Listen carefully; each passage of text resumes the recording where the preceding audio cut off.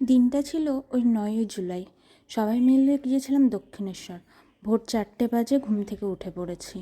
খাবারটা ওদিকে বসিয়েছিলাম, হতে হতে আমি স্নান টান করে পুজো টুজো করে সকালে চা মুড়ি খেয়ে এই দুই মূর্তিকে সাথে নিয়ে বেরিয়ে পড়েছিলাম। আর ওদিকে একজন ছিল আমাদের আর একজন, আর এই যে পোজ কুইন, সাথে আমিও। এই হলো কল্যাণী। এখানে দেখতেই পাচ্ছ উই লাভ কল্যাণী। সকালবেলায় টোটো ভাড়াটা মিটিয়ে টিকিট কাটার জন্য তানিয়ার কাছ থেকে টাকাটা নিয়ে চলে যাচ্ছি টিকিট কাউন্টারের দিকে। আমাদের সবাই ওই একটাই সমস্যা, খুচরো থাকে না কারোর কাছে, সেই জন্য যেখানে পারি নোট দিয়ে খুচরো করে নিই।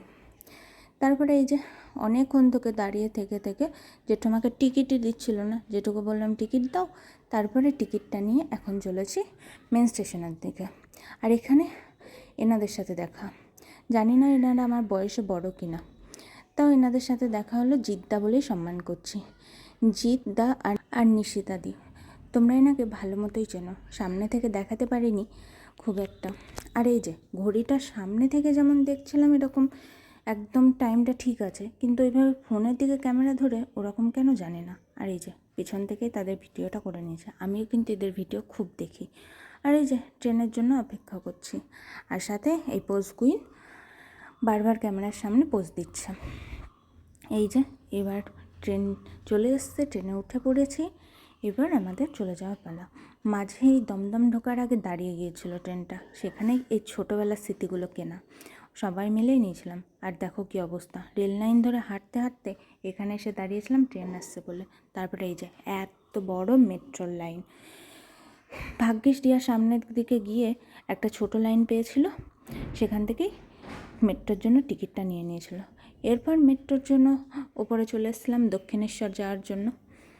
তারপরে ওপরে এসে অনেকক্ষণ দাঁড়িয়ে থাকার পর মেট্রো এসেছিলো। ট্রেনের মতো তার মেট্রোর অ্যাপ আছে কিনা জানি না, তাই বুঝতেও পারি না কোন দিকে যাবে, কখন যাবে, কটার সময় আসবে। আর এই যে অনেকক্ষণ এসে দাঁড়িয়ে আছে, তবু খুলছে না। আমি একটু নক করছিলাম যদি খোলে, এই যে খুলেছে। এবার মেট্রোতে বসে চারিদিকটা দেখছে। আর এই যে ছবি তোলার আর শেষ হয় না। ছবি তুলে দিলেও ভালো আসে না। এই যে একজন ছবি তুলছে আর একজন ছবি তুলে দিচ্ছে, আর আমাদের দুজনের তো কোনো পাত্তাই নেই, আমাদের দুজনকে নেয় না। দমদম থেকে 2টো স্টেশন, তারপরে চলে আসলাম এখানে। আর ইনি টিকিটটা দেওয়ার পরেও এনার গেট খুলছে না। অগত্যা একজনের টিকিট দিয়ে তার সাথে বের করে নিয়ে আসা হলো। কি আর করা যাবে। তারপর ওই যে আমরা কখনো একদম যে সব কিছু পারফেক্ট জেনে আসি তাও না, কিছুই চিনি না। মোবাইল আর মানুষের সাহায্য নিয়েই আমরা সব জায়গায় ঘুরতে যাই। এই যে সেরকম ঘুরতে ঘুরতে ভুল রাস্তায় চলে গেছিলাম। তারপরে একটা দাদাকে জিজ্ঞাসা করে ঠিক রাস্তায় এসেছি। রানিমার তৈরি এই স্কাইওয়ে দিয়ে হেঁটে যেতে বলেছিল, কিন্তু আমরা দক্ষিণেশ্বর যাওয়ার আগে আদ্যাপীঠে যাব। আদ্যাপীঠে ওদের জন্য কুপন নেব, আর আমরা মন্দিরটা একটু দর্শন করে আসব। তারপরে এই যে রাস্তা ধরে হাঁটতে থাকলাম, কোন দিকে যাব বুঝতে পারছি না। অনেকটা উল্টো দিকে চলে আসার পর আর এই যে স্কাইওয়ের দোকানগুলো দেখো, এখানে কয়েকটা টেডিরও দোকান আছে, খুব সুন্দর লাগছিল। সাথে মন্দিরে পুজো দেওয়ার জন্যও দোকান আছে, এখান থেকেও ডালা কিনতে পারো। আবার মন্দিরের ভেতরেও ডালা কেনার অপশান আছে, যেখান থেকে ইচ্ছা তোমরা ডালা নিতে পারো। তারপরে এই যে অনেক জিজ্ঞাসা করে এই দিকে চলে এসে তখন অটো ধরবো। আর কি, তারপরে রাস্তা ধরে হাঁটতে থাকলাম অটো ধরবো বলে, অটো আর যায় না। তারপরে অনেক কষ্ট করে আসার পর তারপরে একটা অটো পেয়েছিলাম, সেখান থেকেই তারপরে আদ্যাপীঠ যাব। মায়ের দর্শন করে ফিরে এসে তারপরে দক্ষিণেশ্বর ঘুরতে ঢুকবো। এখানে এনাকে জিজ্ঞাসা করা হচ্ছিল যে কোথায় থেকে অটো পাবো বা টোটো পাবো। উনি বললেন সামনের দিকে যাও, পেয়ে যাবে। এই যে অনেক অটোই দাঁড়িয়ে আছে, কিন্তু একটাও অটো নিয়ে যেতে চাইছিল না। অনেক কষ্টে একজন বলে তারপরে নিয়ে গেল। এখন বসে আছি টোটোতে। উনি বললেন আর 2টো লোক হোক তারপরে ছাড়বো। কি করব, লোক হলো না, উনি ছাড়তে বাধ্য হলেন। আমাদের 4 মূর্তিকে নিয়েই চললেন। অনেকটাই দক্ষিণেশ্বর থেকে আদ্যাপীঠ, অনেকটাই। ভেবেছিলাম হেঁটে আসতে পারবো, কিন্তু যা গরম পড়েছিল সেদিন, কি আর করব। ঠিক আছে চলো, প্রায় কাছাকাছি চলেই এসেছি। আর এই আদ্যাপীঠেই ফিরে আসার পথে মিষ্টির দোকান থেকে নামতে গিয়ে কি আর করব, অগত্যা আমার পাটাই ভেঙে গেল। কিছু আর করার নেই। মায়ের বোধহয় এটাই ইচ্ছা ছিলেন। হয়তো বলবে সবাই যে এখন মায়ের নামে দোষ দিচ্ছ, সাবধানে চলতে পারো না। কি আর করব বলো।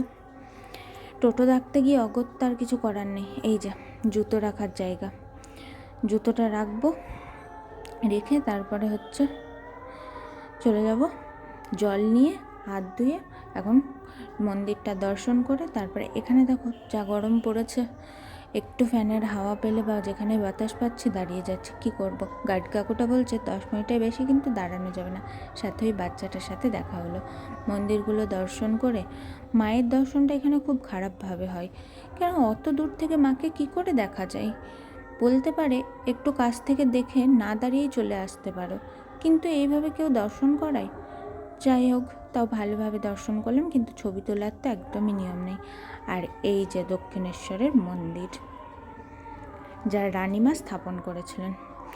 কি গরম, যেমন ওপরে রোদের তাত তেমনি এই মাটিতেও পা দেওয়ার উপায় নেই, মাটিতেও খুব গরম। কি করব বলো, কিচ্ছু করার নেই। এখন এই যে ইনি হলেন আমাদের রামকৃষ্ণদেব, তিনিই এই মন্দিরের পূজারী ছিলেন। মাকে তিনি ভালোবেসে সব সময় পুজো করতেন। আর ওই যে ভেতরের মন্দিরটা, ভেতরে তো ক্যামেরা করার কোনো পারমিশন নেই। কি করব বলো, বাইরে থেকেই টুকটুক করে দেখাতে হচ্ছে। কি আর করব। আর এই দিকে রয়েছে সমস্ত খাবারের ব্যবস্থা। এখানে তোমরা সব কিছু নিরামিষ খাবার দাবার পেয়ে যাবে। কিন্তু আমরা ওখানে গিয়েছিলাম অবশ্য ঠিকই, কিন্তু ওখানে খাবারের ব্যবস্থাটা ভালো নয়। কারণ হচ্ছে আমরা তো কোনো প্লেটে খাবার খাই না, ইউজ অ্যান্ড থ্রো প্লেটগুলো ব্যবহার করি, তারপর আবার ফেলে দিই। এইরকম প্লেটের ব্যবস্থা থাকলে তবেই খাওয়া দাওয়া করি। কি আর করব, ঢুকে গিয়ে দেখলাম যে ওরকম ব্যবস্থা, না হলে এখানে কিছু খাওয়া যেত হয়তো। কিছু করার নেই। দক্ষিণেশ্বর দর্শন করে ওখান থেকে ঘুরে এসে এবার বাইরে এসে মনে হচ্ছে একটু আইসক্রিম খাই। চলে আসলাম আইসক্রিম স্টলে।